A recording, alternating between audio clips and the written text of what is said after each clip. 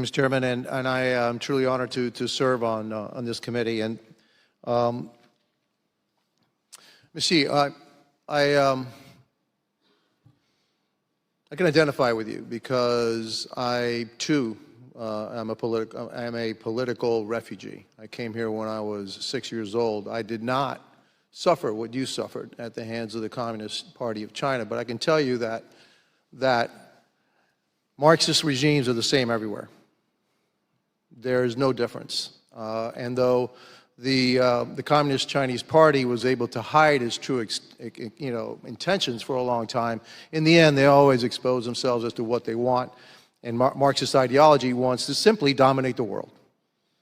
And they want to subjugate all of us. They want to oppress us, take away our freedoms. And the people in China and the Chinese people are suffering under the same oppression that my people in Cuba have suffered for the last 60 years. And you've suffered it for even longer in China. And so really, I really identify with you and thank you for your courage. General, do you think that China poses a greater threat to our freedom and the world's freedom than the Soviet Union ever did? Congressman, yes, I do, because of the complexity of it, especially the interconnectedness of China with the global economy, and just the scale of what they're doing from an economic perspective and from an espionage perspective, I think is unprecedented.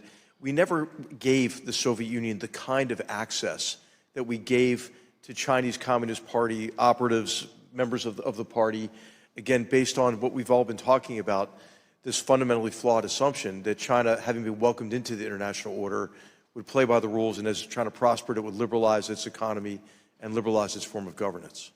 Yeah, I agree. And after World War II, it was pretty clear that the Soviet Union was going to be our adversary. And so we treated them as an adversary, unlike what we did with China. It says, well, maybe if we treat them kindly, they will change their ways. And I'll tell you one thing. You can never assume that with a Marxist regime.